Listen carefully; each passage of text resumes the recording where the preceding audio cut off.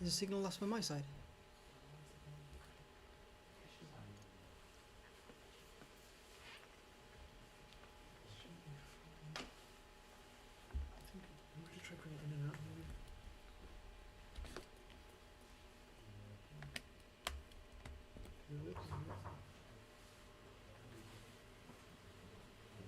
Alright, we're good.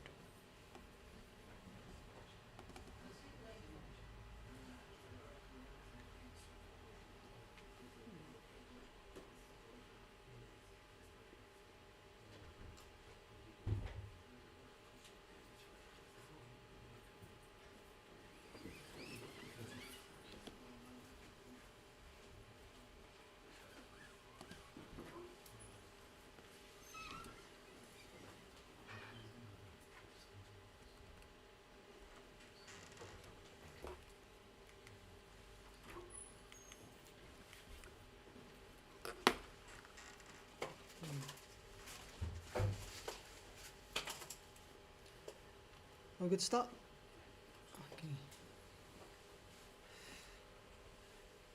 Assalamu alaikum wa rahmatullahi wa barakatuh. Can I just ask you all, inshallah, to come to the front as best as you can? Barakallahu feekum. Loads of space. I don't bite, and it gets a bit cozier that way. Okay.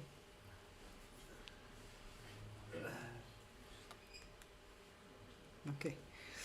بسم الله والحمد لله والصلاة والسلام على رسول الله ربي اشرح لي صدري ويسر لي أمري واحلل عقدة من لساني يفقهوا قولي اللهم لا سهل إلا ما جعلته سهلا وأنت تجعل الحزن إذا شئت سهلا سهلا. Jazakumullah khair for Al-Duha for inviting me. My name is Abdullah Saif and I'm the regional or the community organizer for Midlands and Wales for the organisation MEND. Hands up who here has heard of MEND? Okay, not that many. Okay, so MEND is an organisation which stands for Muslim Engagement and Development, and we're an organisation that primarily focuses on trying to challenge Islamophobia. We do that in a number of ways, and inshallah throughout near the end of the slides we'll talk a bit about the organisation itself. But today's presentation is primarily about introducing the issue of Islamophobia, a term which, can I just get a show of hands, who's heard of the term Islamophobia? Okay, everyone pretty much. Okay, oh, you gotta be careful with this, because. Okay, so Islamophobia is an issue which has been around for a while. In fact, it's been around since the dawn of Islam, really, and it's just a word that we call the concept of harm on Muslims, and Allah subhanahu wa ta'ala revealed that to the Prophet ﷺ and to the Ummah after him, that you will face adha, that concept of harm, abuse, whatever. It will be something that is born on the Muslim community. It will happen. But we have to, in today's day and age, consider how that manifests, and the term that we use today is Islamophobia. Now, again, quickly, just to introduce MEND. MEND is a not-for-profit company that the idea is to help empower and encourage the Muslim community to engage in politics, in media, and to be more active in these things, to push back against the Islamophobic issues that we're facing today. And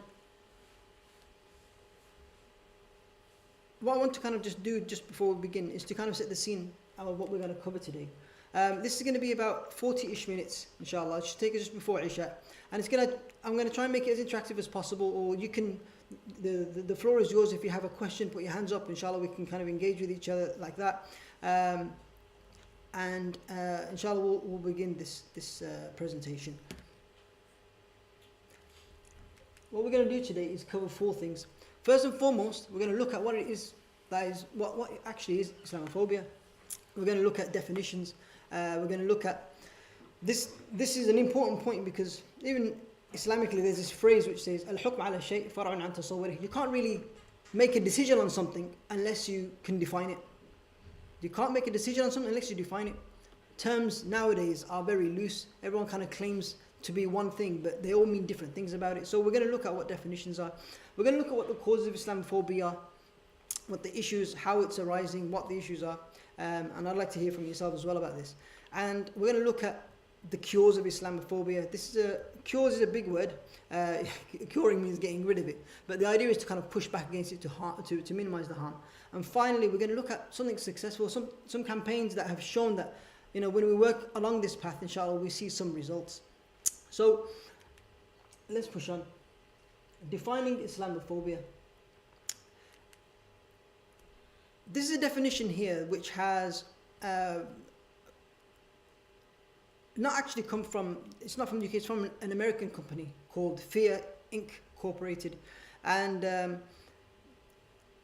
they define Islamophobia with this definition here. And it's helpful because it describes what it is, how it manifests, and who it affects. So what is it? It's an exaggerated, irrational fear, hatred, and hostility towards Islam and Muslims. So that's the what. And you know, the concept of phobia is that it's an irrational fear. So it's an irrational fear, an exaggerated fear towards Islam and Muslims. And how is it manifested? It's perpetuated by negative stereotypes resulting in bias, discrimination, and marginalization of who? Of Muslims from civic and social and political life.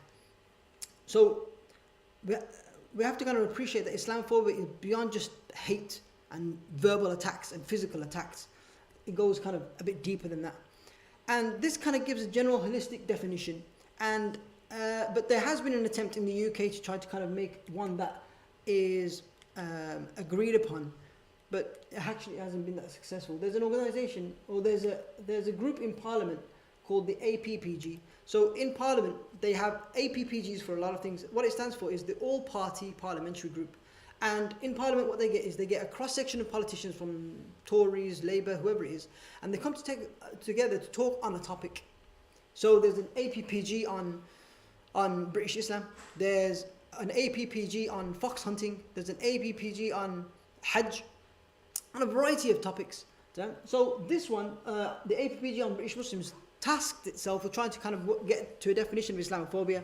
And what they did is they said Islamophobia is rooted in racism and is a type of racism that targets expression of Muslimness, perceived or of Muslim or perceived Muslimness.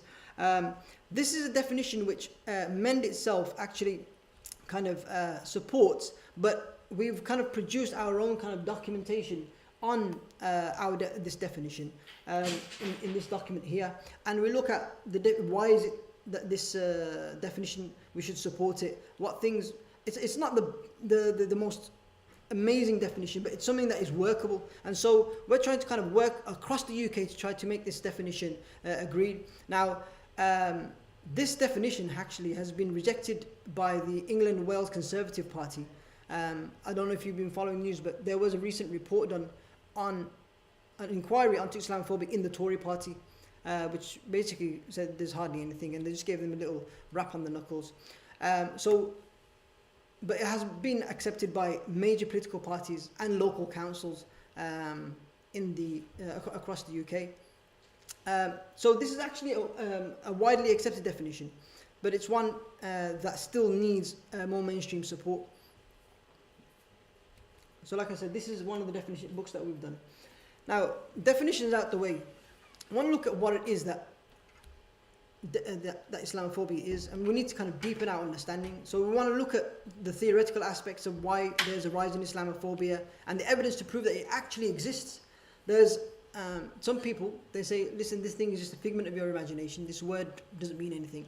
So let's look at the evidence. Here we have this iceberg analogy, right? And so if I was to kind of say, describe to me an Islamophobic incident, give me some Islamophobic incidents. Hijab being pulled. Yeah. Anything else?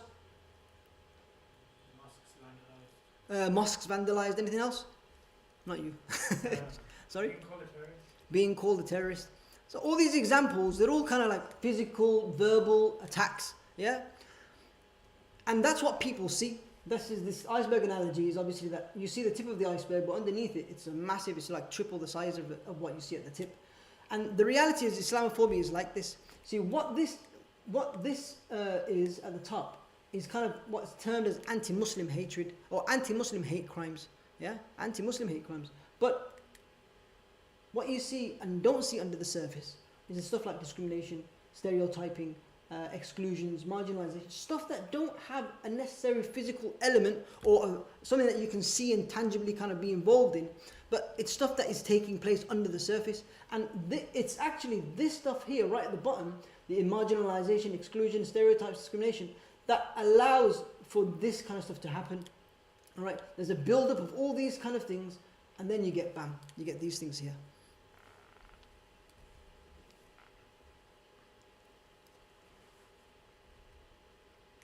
Have a look at this.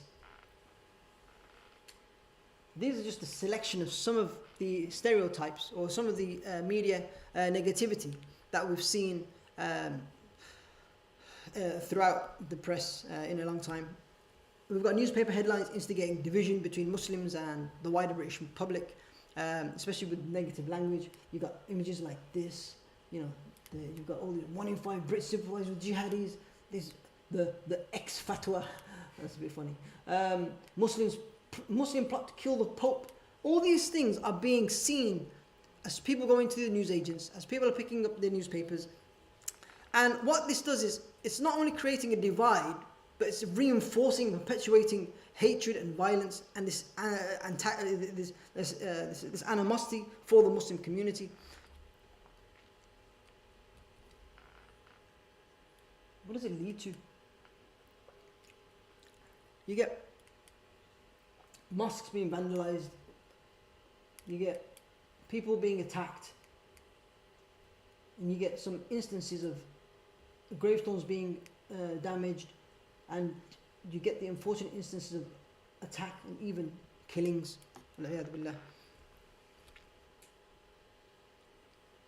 Unfortunately, this list it goes on and on of all these attacks. Some people leaving pigs' heads outside mosques.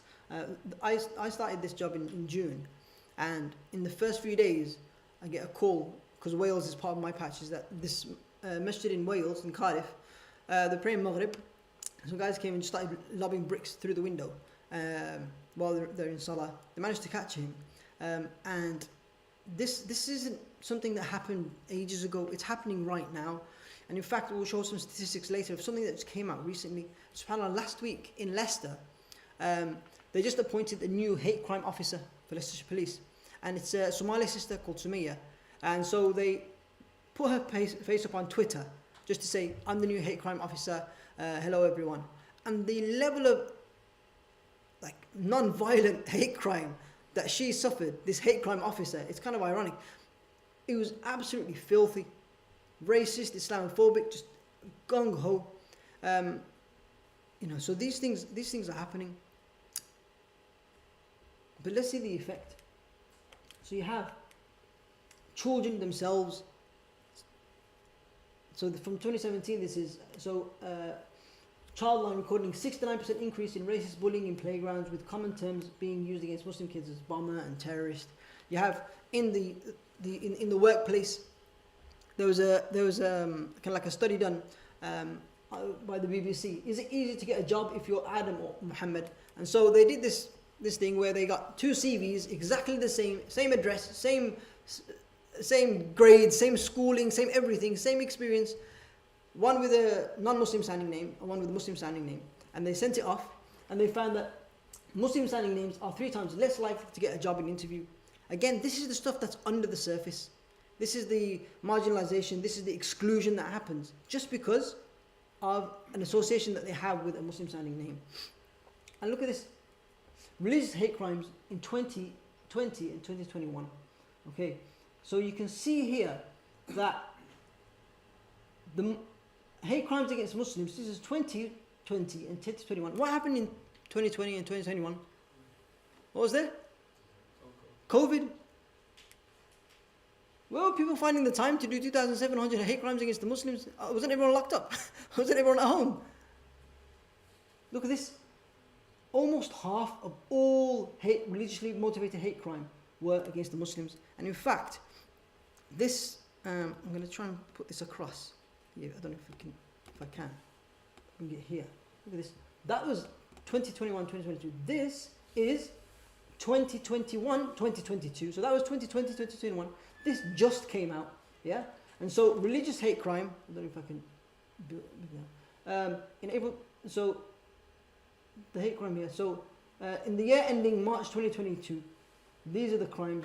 So 2 in 5 victims of recorded religious hate crime were Muslims. 2 in 5, that's 42% of all hate crimes. Here are the stats here.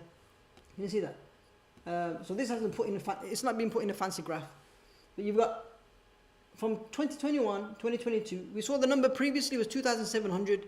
Yeah, that was during COVID. And now people are out and about. It's almost 3,500.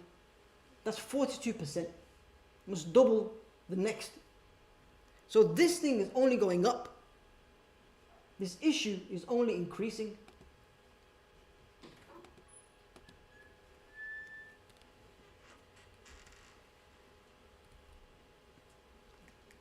And then you got issues where it becomes institutionalized. So this is an example in schools. So you remember last year there was a lot of people who were kind of like coming out because of another one of the cyclical attacks on Gaza. And a lot of people became motivated to support the Palestinian cause. And in schools, people were going in, young children going in with Palestinian badges and, showing their solidarity. But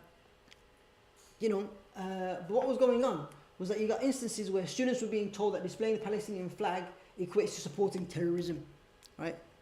And then you get instances where teachers making comments that it's Palestine's fault that they're being bombed and Palestine doesn't matter. And so all these things are kind of being done on a kind of an institution level. This is just one example within schools. So this graph here just shows some of the sanctions for Palestinian activism. Some were given verbal reprimands, some were excluded. The police were called in 2% of instances. Some of them were referred to PREVENT, which is the counter-terrorism strategy, for showing support for a country that was being occupied and being attacked. I could have said Ukraine there, yeah, but we've seen incredible disparity between one cause and the other. But we then look at where it really gets to the pointed bit, and there are so many instances of this. This is an incident that happened in Leicester in 2017 where Sister Zainab Hussein was, let's go this way.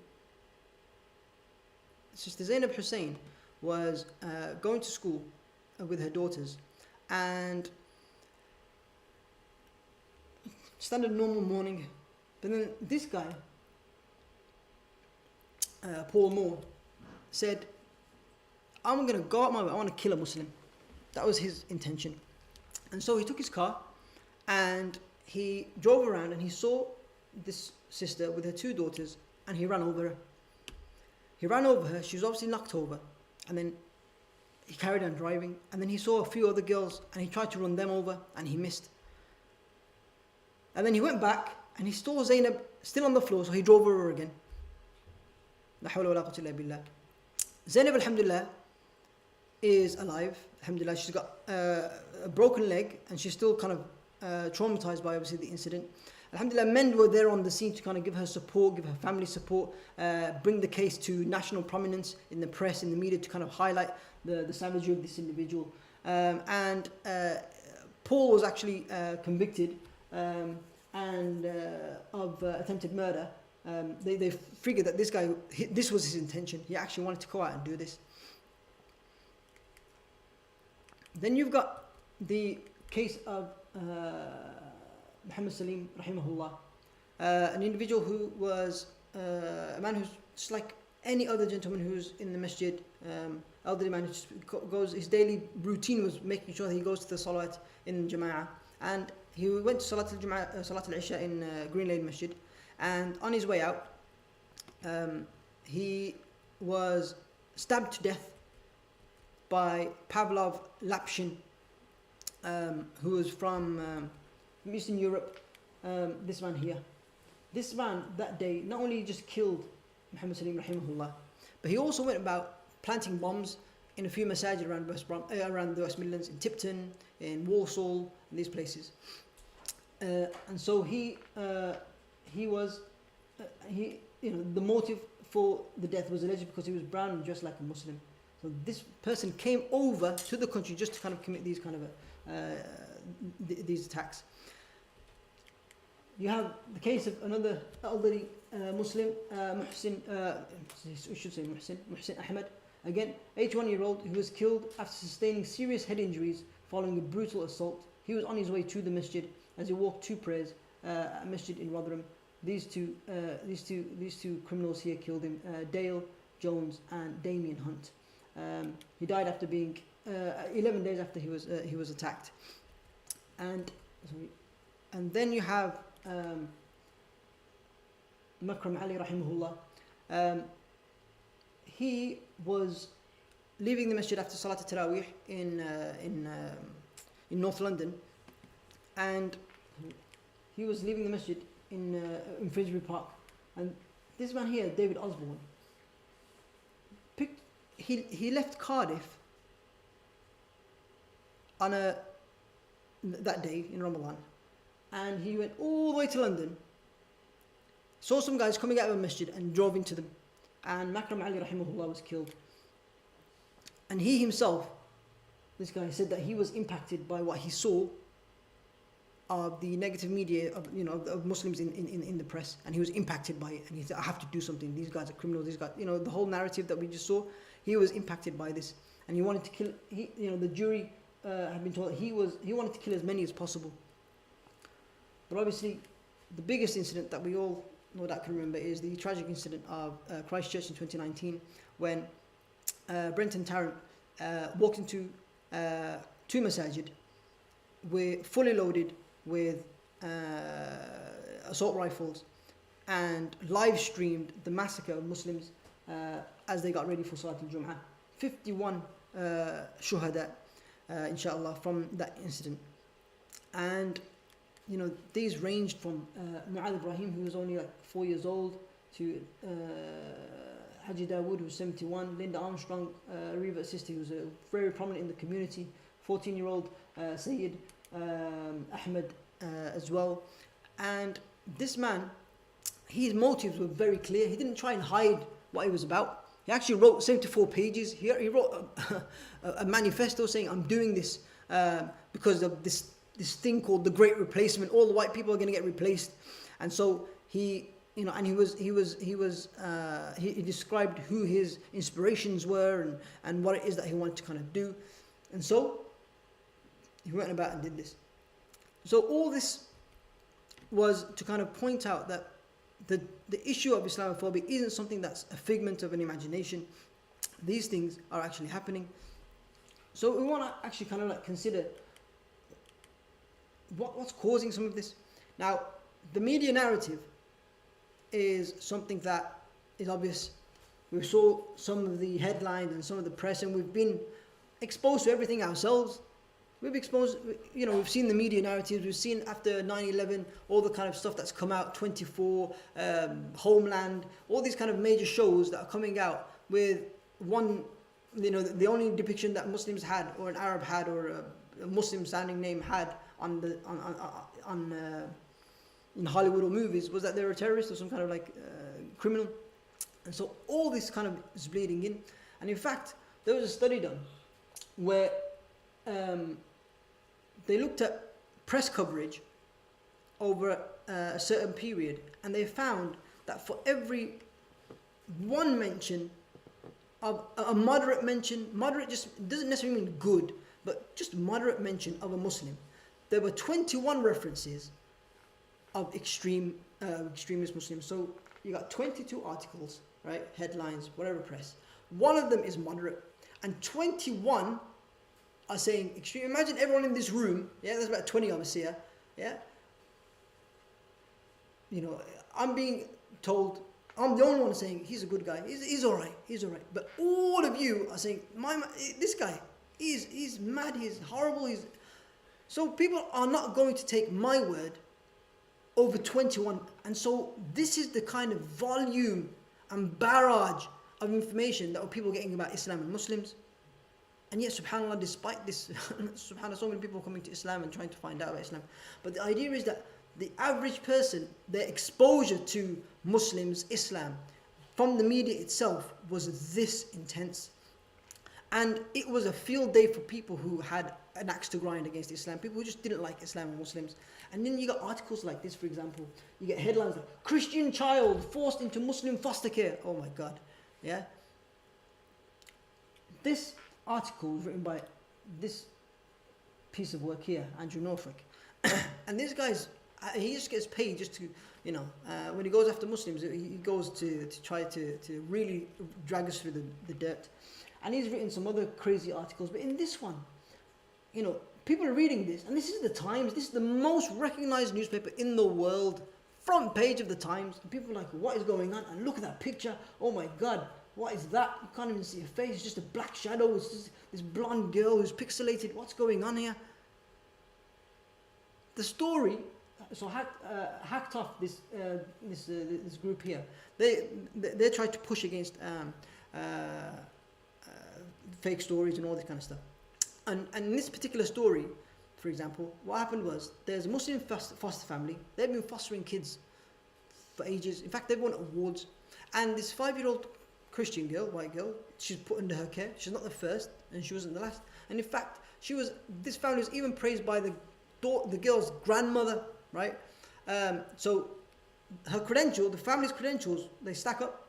But the story was that they came and they stopped her from eating her favorite food, which was pork and ham, which none of it was true. That she took her, she had a necklace with a cross on it, and she kind of ripped it off her, when in fact it was a really big cross that was really, it was a 5-year-old girl, so they carefully gave it to the grandmother, say, you look after it, because she's not going to look after it properly. All these other kind of stories were coming out, and it was absolute lies, yeah.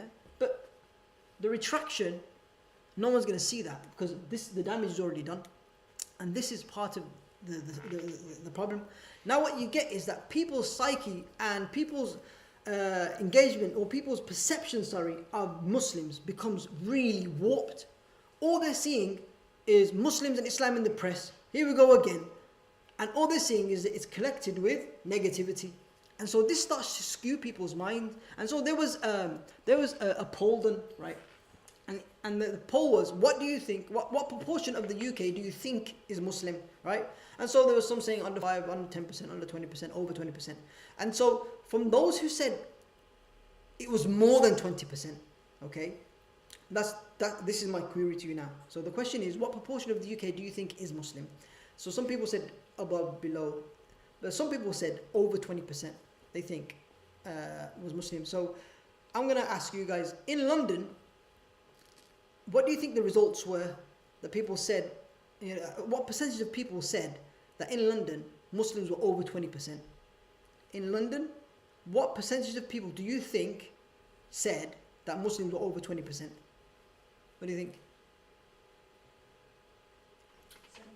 70%. Oh, okay. That's a bit big. Go big or go home, huh? Any other options? 40. Okay. So the answer is 35%. How about in the West Midlands? Percentage of people that thought that within the West Midlands, Muslims made up over 20%. 60%. What are you at the back? 15 to 25. 40% thought that in the Midlands. How about Northwest? So Northwest is Manchester sides, right? Liverpool, that kind of side. What do you think? 35. 40, not bad. In Wales? 5%. No? 15. 46%. So Wales is just sheep. all the animals, mashallah, are on Tawheed. In Scotland, I kind of pressed the button there too quick, 38%. But what proportion of the UK is actually Muslim? In London, what do you think is actually Muslim in London? So 35% thought it was over 20%. What? Sorry? 4%. So London, come on man, just go to Tower Hamlets. What do you think at the back? 20%. It's 12.4%. Okay. How about in the West Midlands? West Midlands is more than Birmingham, okay? If I just said Birmingham, if anyone said 40%, I'd say, you know what, probably. West Midlands, what percentage or proportion of the West Midlands is actually Muslim? 15. 6.7. 6.7%. Yeah, that's shocking. Remember, we're talking the West Midlands is quite. It's the largest kind of like local authority in the UK, in the Europe, and it's a massive place. In any case, Northwest. What percentage? What proportion of of the Northwest is actually Muslim? 10. 3. Yeah, that sounds a bit more. It's 5.1. In Wales, remember, people thought it was 46%. 10%. 2. 1.5%. Yeah? 1.5%. And finally in Scotland, people 38%. How about in Scotland? It's a whole country, Scotland. Yeah, 1.5% as well. So these are the actual figures, but because of the volume of, whenever something happens, it comes up. That Muslims, another Muslim issue, another Islamic issue, and people are like, yo, where are these people? All these people are creating all this drama. There must be so much of them. So one thing is media negativity. The second thing is about lack of legislative protection, the law itself. So there's one particular legislation which is called the Race and Religious Hatred Act of 2006. And the idea behind this act was to try to kind of create some kind of protection for people who were victims of religiously motivated crimes, hate crimes. So before this, I think there was something in 1973 called the Race Relations Act. So you're only kind of really captured within that race, within that statute, if you were attacked because of a race. But this act came about, and in fact, this doesn't do like victims of religious crime any favors really. What happens with this particular issue is that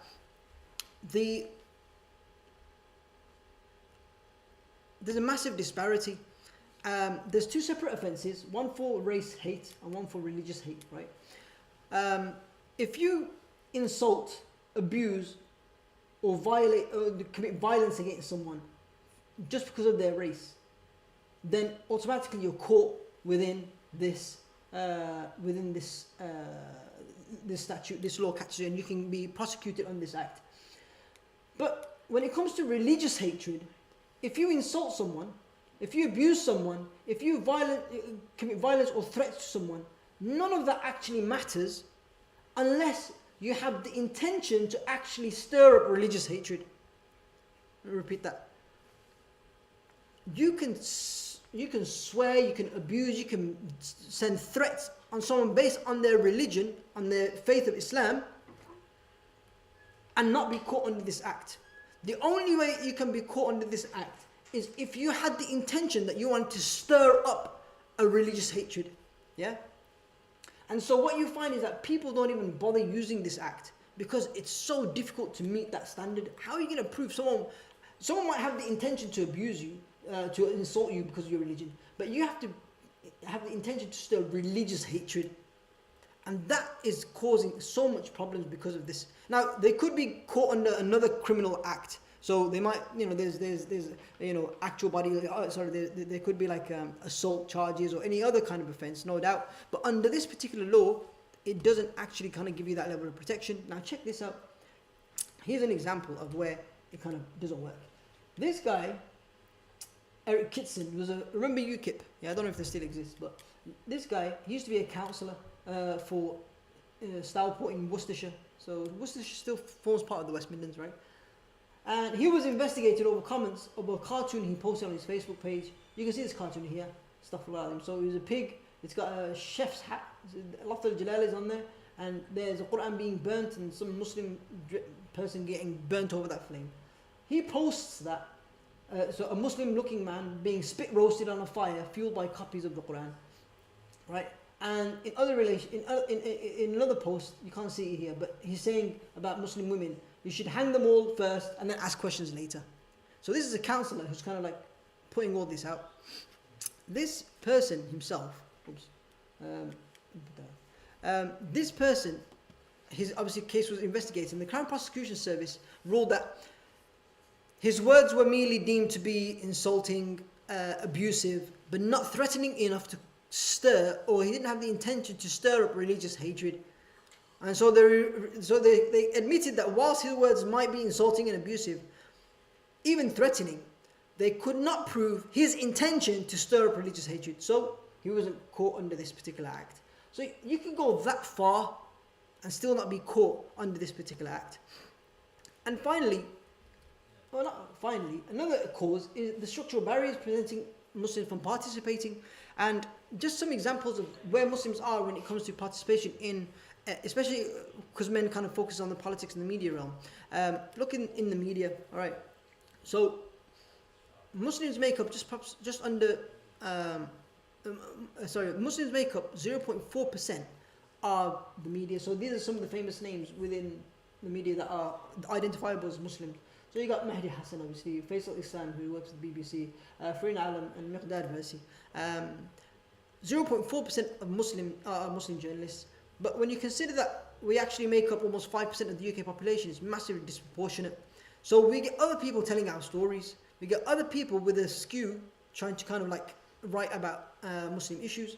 And so this is part of the issue that we're not there to kind of like tell the stories. But more tragically is that even though we see some of these things, the best that we do, the most active thing we do is just share our complaint to another fellow Muslim instead of sharing it as a complaint. We also look at MPs, for example. So out of 650 MPs, 18 identify as Muslim or identify as Muslim, which with 10 of them being women. And in the House of Lords, there are 800 lords, 18 of them identify as Muslim. So again, in the places where laws are being passed or being debated, the Muslim voices aren't there to kind of like shape, to kind of protect, to kind of alter, to be there to impact legislation as it's being drafted. And so this is also kind of like an impediment. Does anyone else have any kind of their own ideas of what might cause Islamophobia, one of the causes of Islamophobia? So we've talked about the media, we've talked about legislation, we've talked about actual participation. Anything else? Governments. Sorry? And Governments. Yeah. So that's part of legislation. So so what the government does, or what they the laws that MPs and so that's part of it. But I see what you're saying. Some of the politicians, they say some of the most maddest things. Yeah. And MEND as an organisation, we get a lot of flack because we have to kind of push back against them. So we have to stand up to them and say, hey, what you said is wrong, what you said is Islamophobic, and we try to hold them to account. And so they then come after us, saying, oh, who do you think you are? Yeah. But we have to kind of stand up and kind of and be brave enough to kind of do something like that. And let's move on. So we looked at causes. Now, what is it that's gonna, we say cure Islamophobia, but really kind of push back against the tide of Islamophobia? And for MEND, in our kind of engagement, we've seen that there's a number of things that need to happen. It's not just one thing. It's a combination of things. So first and foremost is that we actually have to kind of let people know that Islamophobia is happening. For the longest time, people were getting attacked for visibly being Muslim, and when they called the police to report it as a hate crime, they couldn't log it down as irreligious or Islamophobic. It was just written as it was just like other religious hate crime. Yeah. And so the statistics weren't there to kind of push. And in today's day and age, if you've got numbers, statistics, data to back you, you can start pushing for things to kind of say, listen, now we've got those hate crime figures. Yeah, look, this thing is going for. So you've got something to kind of work on. So reporting Islamophobia, raising awareness is a vital one. A lot of times, someone who has a particular perception can easily be dissuaded, not by confronting them, but just by raising awareness about who you are, about the issues, about what Islam is and what Muslims are. Part of that is kind of doing what we do. Let people know about the best of British Muslims, what we do, how we contribute, and people then kind of soften and realize, hang on a minute, I've just been brainwashed. And so ideally, this brainwashing that's happened, you have to kind of go in there and kind of wash their brains after it, and kind of be there to kind of say, listen, this is not how it is. Partnerships are vital. We can't fight this on our own, and it's a type of hilf al-fudul situation, if you understand in the seerah, that whenever there's some kind of injustice taking place, that there has to kind of be a coalition, people kind of coming together to kind of say, listen, we're not going to stand for this injustice. And these are kind of important campaigns that we run to make sure that it's in the psyche of people, to kind of push back against narratives, and finally engaging with stakeholders. By stakeholders, we mean people who have positions of power. So politicians, the media, the police, we engage with them. We work with them. The media, like I said, we've got all this drama with them. But now we're engaging with them, we're doing round tables with them, we kind of explain to them who we are, what we're about, so they are clued up themselves. And so this kind of works on to kind of what MEND actually does.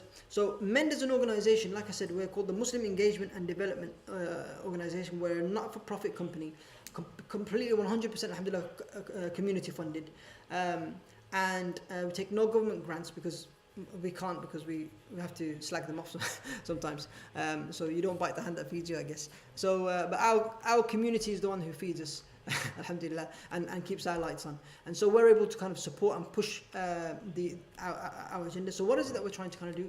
First and foremost, we want to see a major reduction in Islamophobia. And by saying a major reduction, we're not, the clear word obviously is major reduction. We're not saying the elimination. Obviously we'd love to see that, but realistically we want to see it dramatically reduced, and that was done by some of the things that we showed earlier. We also want to empower the Muslim community, and especially in their engagement with the media and politics. Why media and politics? Because those are the kind of areas where change actually kind of comes from. I think media is kind of like, what media is today and the impact it has is kind of like the sihr and the magic of the time of Musa and Fir'aun. Yeah, like you could alter, perceptions if you're a magician. Literally declaring who was going to be your God and who wasn't. Yeah, and it was really kind of, that was the medium of the day to kind of alter people's perceptions. Nowadays it's the media. You can kind of spin something to such a degree that you completely, make an enemy out of a friend, or a friend out of an enemy. It's really powerful. So we've got to kind of understand how the media works. How do you lobby? How do you push back? How do you contribute? How do you change the narrative? All this kind of stuff. This is important. We also want to secure a Muslim future for our children in Britain, and this is done by. So what I was kind of really shocked by and impressed by really with the work of MEND is that it's almost like a cradle to grave like organization. Wherever there's Muslims that have to kind of engage in some aspect across the journey of their life, MEND tries to kind of lobby and push to make sure that in that particular phase of your life you can practice your faith confidently. So from children in school, making sure, so we've got a program, so we'll present it here one day. It's called Nurturing Muslim Identities. How many children are sent to school, for example, fasting, but there's no place for them to pray? So like you feel you've done one pillar of Islam, but there's no place to pray. So we engage the Muslim community to let them know how to kind of secure the right to pray in schools and things like this. Two graves. So during the whole COVID situation, when at one time they were thinking of cremating all the bodies who were affected by COVID, and there was a lot of pushback and lobbying from MEND and other Muslim organizations to kind of say no, we can't allow that to happen. And everywhere in between, people in education, in work, where there are organizations that MEND are supporting, like Muslim friendly employers, which is like a badge of honor that we want to kind of give corporations. You're a Muslim, you want to work in the corporate world. This corporation will sign up to like Muslim friendly employers to have a badge on them as an accreditation which says that if you're a Muslim working for us, don't worry, in Ramadan we understand you. There's prayer spaces, we have halal food available. So this is a space that is Muslim friendly. Yeah? And so we're working and supporting organizations that kind of work across the ability to make Muslims engage. And finally, a general appreciation and reality of contribution of Islam and Muslims. And this is, for me, one of the vital things. Remember, we're kind of coming off 20 odd years of the war on terror and a narrative which has constantly been about portraying Islam in a very negative light, to the extent that Muslims have unfortunately internalized it. And so whenever we try to speak about who Muslims are, a lot of the time we say what Muslims are not. Yeah, we talk about, oh no, we're not abusers, we're not threat, we're not terrorists, we're not this, we're not, like, talk about who you are. The Quranic narrative is always كنتم خير أمة أخرجت للناس, always in a positive way. Allah says وكذلك جعلناكم أمة وسطا, we made you the balanced middle nation لتكونوا, like Allah is always talking about the Muslim community in a very positive, contributory way, but the script has been flipped. So it's always, Islam is a destructive thing, not a constructive thing. Muslims have to describe ourselves by what we're not instead of who we are. And so we want to kind of push back against that and say, look, this is who we are. And this is part of our responsibility, wherever we are and wherever Muslims reside, that, when you see the language of prophets in their areas, Allah subhanahu wa ta'ala always kind of used the language of brotherhood. وَإِذَا مَدْيَنَ أَخَاهُمْ شُعَيْبًا وَإِذْ قَالَ لَهُمْ أَخُوهُمْ لُوطٌ, their brother. Like, I'm part of you, I'm invested in you, my qawm, my people. Like, this idea that you want to kind of show a level of commitment and investment. And we show this then, like, who's your GP? It's probably a Muslim. Who brought you to this venue is probably a Muslim taxi driver. Who runs the best food shop that you have? It's probably some Muslim guy. The idea is that we contribute in all kind of different facets of their life that they don't really kind of appreciate, but also the history of Islam to the development of the Western and Western civilization. Now, this is what we kind of want to do, and we push to do. Now, unfortunately, Islamophobia is still happening. Now, what do you do if someone is suffering from Islamophobia? And alhamdulillah, an organization that was set up with men's support, but now it's its own individual kind of institution. It's called the Islamophobia Response Unit. This is an organization that is set up, it's a charity that will look after you. If you're a victim of an Islamophobic hate crime, obviously report it to the police, but then call this organization and they will give you a support. If you're a masjid that has been attacked, if you're an individual who's been discriminated at work, you call them up, they will give you a lawyer, an employment lawyer for free, who will look after your case, take you to an employment tribunal if need be. They will give you all the support necessary. If there's media there, they'll tell you how to kind of speak. It's an incredible organization that everyone needs to actually know about. And we're on a campaign to kind of make sure that every masjid in the country knows this organization exists, the Islamophobia Response Unit. It's a very vital organization, and alhamdulillah that it exists now. Obviously, do you want to see the Islamophobia Response Unit increase in its work or decrease in its work? Decrease. We don't want people calling up, because inshallah that means that inshallah no one's going to be suffering. But obviously it's still there for when la qadar Allah actually happens. Now, one of the things that we have to do is obviously raise awareness, and part of what we do is we hold campaigns, we do all sorts of things. We do talks and lecture series, and we go into masajid and we speak at conferences, we do tours, we get international speakers come in. We do all this to help raise awareness of the issue of Islamophobia. Next month, November, every year is the Islamophobia Awareness Month, and we're pushing every masjid and every community and non-Muslim organizations. So many of them are signing up, football clubs, charities, all sorts are signing up to kind of be part of Islamophobia Awareness Month within November. And it's we have this exhibition that we kind of we provide universities, and it's a campaign that engages so many people, and it allows us the opportunity to kind of speak about the issue of Islamophobia, but also not just raise awareness on that, but primarily also talk about the positive contribution of Islam and Muslims, to try and push back against this narrative or this stereotype that, and perhaps an unconscious bias that has formed in the minds of people because of this constant media narrative. People will actually have it. In fact, Muslims themselves have internalized it. Muslims themselves have internalized some of these negative tropes against Islam Muslims. There was a study done in America of some negative Muslim tropes, and they asked the Muslim community, the Jewish community, Christians, and the Muslims were more accepting of it as fact than Jews and Christians and other communities. Muslims themselves said, yeah, you know what, Muslims as backwards or whatever, yeah, they're probably right. Other communities are like, no, we don't see it like that. Muslims themselves have started to internalize some of this. So Islamophobia Awareness Month is a campaign that we support, that we encourage everyone to kind of get involved in. Like I said, we have these exhibitions, we engage with police and all sorts. We have some of these conferences. We've had international speakers come. But we also obviously form local partnerships. And this is across the sector. So with masajid like this one, women's organizations, schools, we're doing assemblies at universities and colleges, again with professional networks and corporations, and just the wider community generally speaking. So we do all these kind of engagements that we do, and this is all part of raising awareness and pushing back and letting people know about the reality of Islam and Muslims. We obviously do campaigns. During elections, we've got this campaign which is called the Get Out and Vote campaign. And what we do is we survey the Muslim community and we say to them, there's an election coming up in a few months. What's important to you? So they all say, protecting Muslim identity in schools, or they will talk about Palestine, or they will talk about Kashmir, or they will talk a variety of issues, a list of issues, and they say, okay, this is what we agree on as being important to us, yes. So then we then go to all the political parties and say, where are you against this, these things that the Muslim community feel are important to them? And they will say, yeah, we agree with this, we agree with this. We'll look at their manifestos, yeah, they've said whatever they've said on Kashmir or Palestine or whatever it is.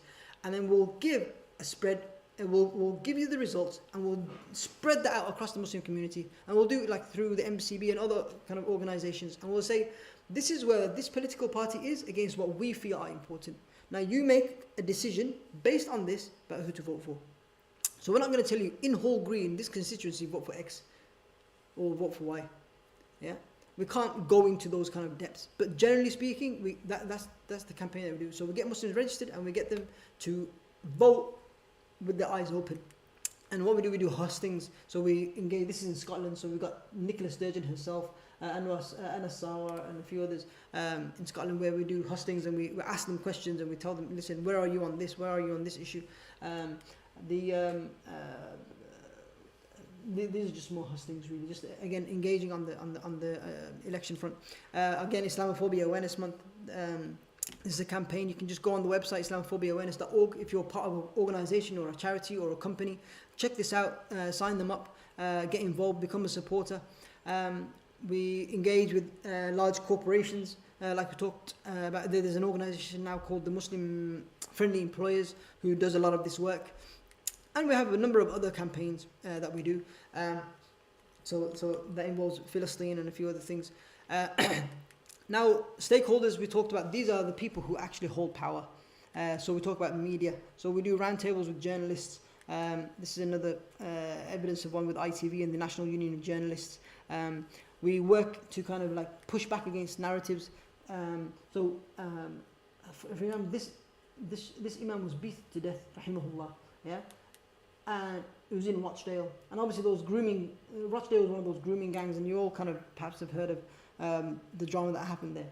But he was an imam who was beaten to death in Rochdale, but the first article came out like this, yeah, in this grooming town. So it made the implied assumption that he was associated with this. Like what? So you push back, and then they had to change it, just beaten to death in Rochdale. So then his legacy and his name and his face isn't associated with that particular crime, you know what I mean? And so you kind of push back against narratives like that. And then honestly, there's so many more examples. Again, engaging with the police.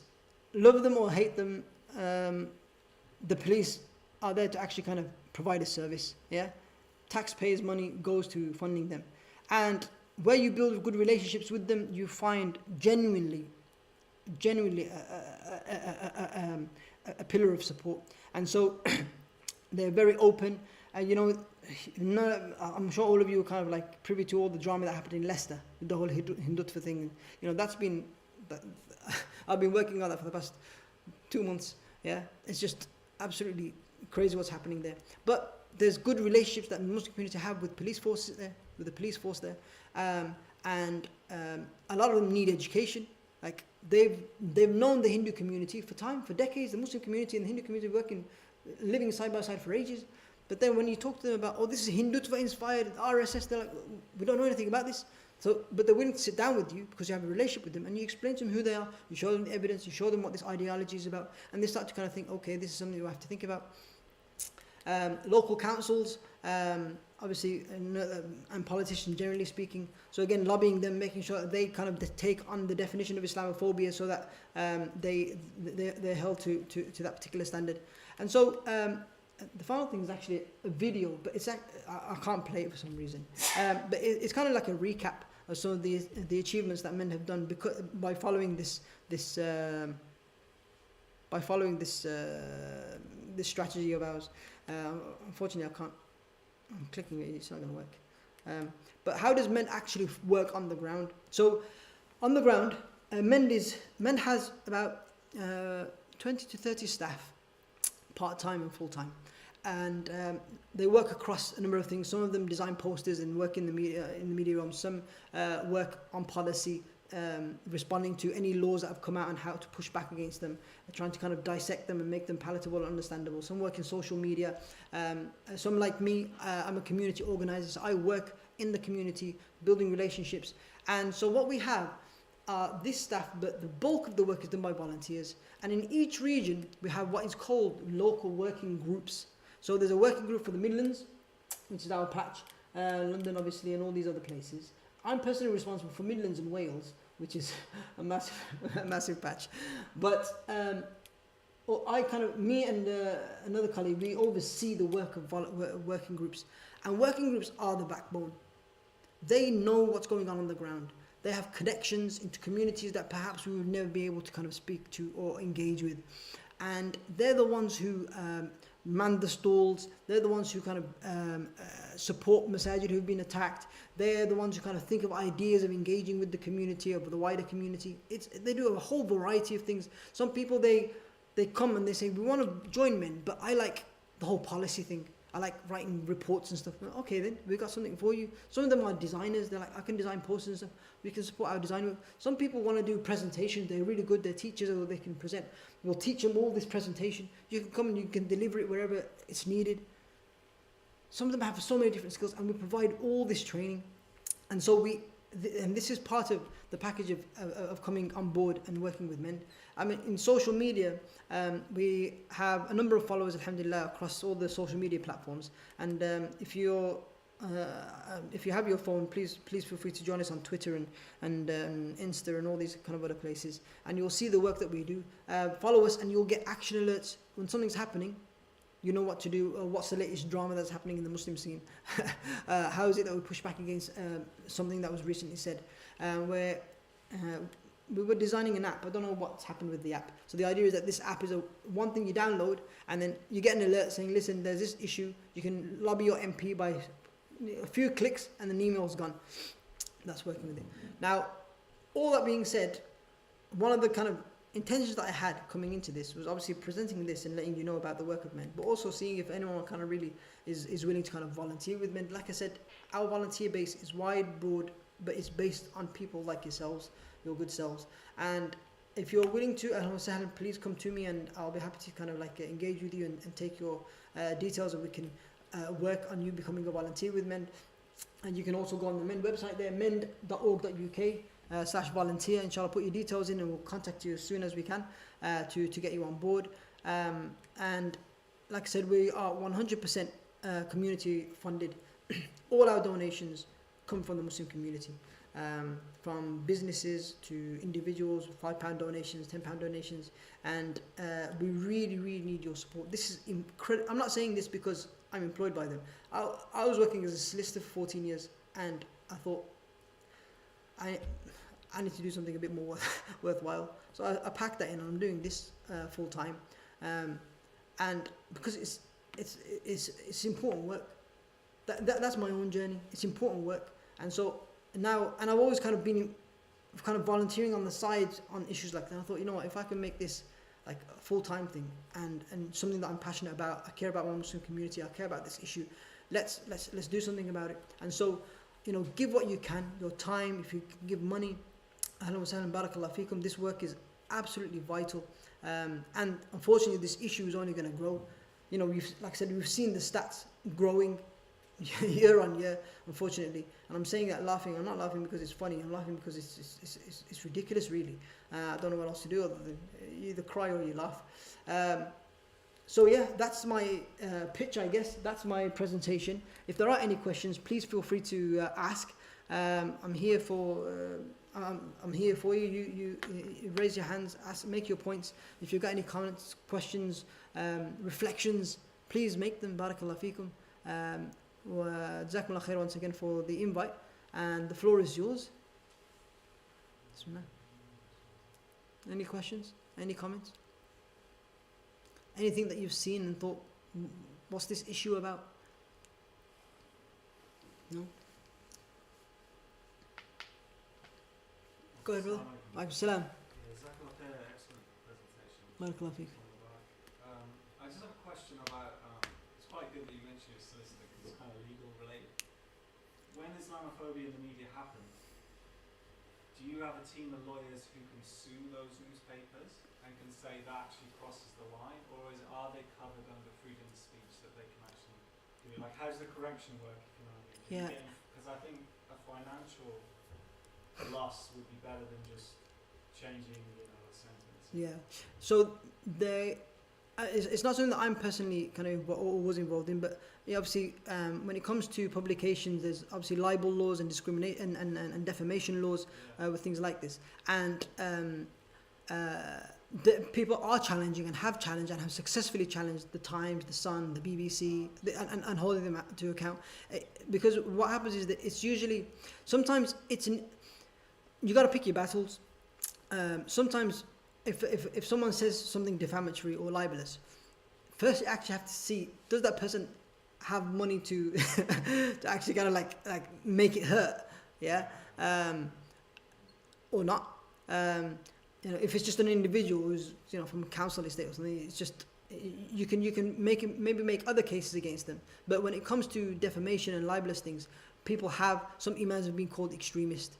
Some people have called them terrorist sympathizers or something like that. Yeah, just like that. And so obviously they've defamed them or they've made libelous, and so they've taken them and they've challenged them at court and won. So these things are happening, and it's definitely a strategy of pushing back against it, because sometimes people don't really care about what you think, but they care about their back pocket. And so that is definitely an avenue that we are taking on. And we encourage people to go. And there are a lot of Muslim lawyers involved in that field of defamation law who are really good at it. They're really good at it, alhamdulillah. And so they can win both ways: defend the Muslim community and get paid. Alhamdulillah. Yeah. Have you all kind of like? What do you think of this whole drama with the whole Hindutva thing? Do you think it's a big deal, or do you think it's kind of like a flash in the pan? Or? I think it's a distraction, isn't it? From already the many distractions that we already have. I Okay. don't think we really need to be reading too much into it. Okay. Personally, Yeah. for us guys, we don't know about the worries, Yeah, we do. kids, how they're growing up, Yeah. the way the pressure they had at school and everything. Stuff like that, I think we shouldn't be really discussing it, because the more you tend to discuss that stuff, it kind of has a negative effect, I think. Because what will happen is you'll get a few kids from there and that, or they maybe get more angry. You'll have wrong reactions from some people. Sometimes it's better than just, just write it off. Just say, that's something there, doesn't really involve us, and us as Muslims really shouldn't be involved in here. Say I'm like in the city, we don't need to be knowing that stuff. That's a personal view. Okay. For us guys, I mean, like, if something's gone on somewhere else, you just heard about it from the media for a start. You've got to be really skeptical of the media anyway. Mm-hmm. So whatever you read on there, it's like yourself. If you said something to me, I know you're working on our behalf. It works. But even then, you see, when you're working for our behalf, out of these people, when you say trying to raise awareness, how many people know that meant? So with you guys, I understand if there's 30 of you trying to work throughout the UK, it's an uphill struggle, isn't it? Trying to get those people. So I think you guys need to obviously work on too. How could we better, proliferate our messages? Yeah. So if that means, if there's 30 of you, you're not going to get to everybody. So like you said, working with mosques, even if that means making action packs, giving out to mosques, teach someone in that mosque, say, hey guys, this is what we do. Proliferate the message, because we'll never get there. We won't get to every single mosque. Work with them, maybe that's something that could be beneficial too. As opposed to just trying to go everywhere yourself. Like you said, you've got a big enough area as it is. Yeah. But it's just a thought that, maybe. Become a volunteer. Allah Akbar. There you go. I think that was a pitch for volunteering. Yeah. Barakallahu feek. Bismillah. Anyone else? Tafadhal. There's a question from the sister side. Yes. Is there any guidance on how parents can request a space for their children to pray at school? Barakallahu feek. It's absolutely brilliant. If you go on the MEND website, you will see it's called the ERG, the Easy Read Guide. Easy Read Guide on the MEND website. And what you'll find in there is a PDF that is very digestible, very simple, very easy. And in fact, it's a presentation that we have that we can actually deliver. And it gives you a step-by-step guide on how you go about addressing the school, what the Equality Act says. You know, it's basically under the Equalities Act that you actually have the right for a place to help you practice your faith. But it's all there. The easy read guide. It's there for prayer space, for halal food, for dress. So you'll find once you go into the resources section of the MEND website, you'll see a number of things in there that will give you very good support on how to kind of do that. We found when we've kind of spoken to a lot of masajid, a lot of people, they said, my school's 96% Muslim. It's a big prayer space. The problem is no one uses it. but the idea is that we have to make sure that those spaces are available. And sometimes it's literally a conversation. One person messaged me, literally in the first day of me arriving in my job. I got an email saying, Abdullah, this is your first challenge. And he says, listen, I'm supply teaching at a school and they don't have a prayer space here. And there's quite a few Muslim kids. And I want to, you want to keep up with us. And I was like, okay, let's do this. And I said, hang on, have you spoken to them? He goes, not yet. I want to kind of go there, fully kitted out and want to know what the Equality Act says. I was like, just be nice and ask them. Yeah, I'll send you the link anyway. And then he says, you know what? I went up to them. I was ready. I knew all my stats. And I was like, you know what? There's no prayer facilities here, and I'd really like to kind of pray. It's really important to me. So I said, you know what? It was a new site. They go, we've actually got a space. It's a quiet space, but we've just moved in like a year and a bit ago. We actually haven't signposted anyone to it, but yeah, it's available. And he's like, oh, okay, thanks. And so now they set up Friday prayer spaces there and everything like that. Sometimes it's just a conversation, but sometimes you get belligerent staff who are really kind of wanting to. But the law is on our side for a space like that. And if you read through the guide there. Like I said, it'll give you all the assistance that you need, inshallah. Yep. Another question from the sister side. We think Muslims are being targeted more now compared to the past in the UK. Any reason why that increases? We don't actually know. In fact, the numbers might be perversely, just thinking out loud, kind of a good indication that Muslims are actually realizing, I got to report this. Yeah? And what you find is that, so early this week, so days are a blur now. On Tuesday, I was at a hate crime conference. In fact, from yesterday until next Friday is called the National Hate Crime Week. And so these statistics were provided in line with this week. And so you're going to see a lot of things online and stuff like this about hate crime. And so on Tuesday, the West Midlands hate crime officer, he presented a stat saying in the last year, in the West Midlands, the greatest victims of religious hate crime, motivated hate crime were Muslims, 53% of hate crimes, and the bulk of them were taxi drivers. Yeah, and then as I was leaving, I jumped in an Uber and I asked the brother, I said, listen, I just came from this conference, did you feel anything? He goes, yeah, and he started giving me all these stories, like it's stuff that's happening. So one of the reasons I feel is that people are actually reporting them, so those numbers are going up. But subhanAllah, why, the media narrative is still kind of relatively there. It's perhaps not as sharpened as it was in the height of the war on terror all those years ago. But so you remember when that Lady of Heaven movie came out, yeah? And so people were against that movie being aired. And so what you can do in democratic society is to peacefully protest, to kind of show, I don't like this. Yeah? People peaceful protesting everywhere. And that's what people did. They went outside a cinema, they kept their space, they stayed in their space, and they said, this is wrong, don't watch this movie, don't watch this movie, don't watch this movie. We probably gave it more kind of advertising than necessary, to be honest. But the idea is that we were fulfilling our democratic right of peaceful protest. But the narrative was like these bearded men shouting slogans, thinking, hang on a minute. And then we had to come out and say, listen, they asked for men's position. I said, you're asking us a non-question. There's no point asking us this question. Is it their democratic right to peacefully protest against something they don't like? Yes. Full stop. Your issue is that they're bearded men doing this. Yeah? That's your problem. And so that is still in the psyche. But wallahi, I think, and I have to kind of say it like it is, in my own honest opinion, and my salary is paid by the community, so I'll say how I think it is. The hatred towards Islam and Muslims, whether it's increasing or decreasing, the fact that it's there is because you're a Muslim. This issue, like I said at the beginning, Allah subhanahu wa ta'ala says, you will get adha. لا تسمعون من الذين أوتوا الكتاب من قبلكم ومن الذين أشركوا أذى كثيرا. Not just adha, a lot of adha, a lot of harm. وإن تصبروا, so Allah, and then Allah says that you have to push back against it with sabr. Is sabr like taking it? Is that what it means? Just let him hit you. Sabr is an actual, it's an active, it's a verb. You have to kind of do patience. You have to do patience. اصبروا وصابروا ورابطوا. Be patient, be actively patient. And part of that is doing stuff like this, pushing back against the narrative. Yeah? And the most starkest reminder of the fact that this is what it is a statement that was posted early this year by Dalia Mujahid from America, an activist sister from there. And she said, the Bosnian experience is the crystal clear experience that shows you that this isn't about loving or hating our values or anything like this. In the early 90s, Muslims and Serbs, the Christians, were side by side, living side by side. They looked exactly the same. They dressed exactly the same. The Muslims weren't practicing. The sisters weren't wearing. The brothers were clubbing. The drinks, the relationships. It was just, they were all they were like one people.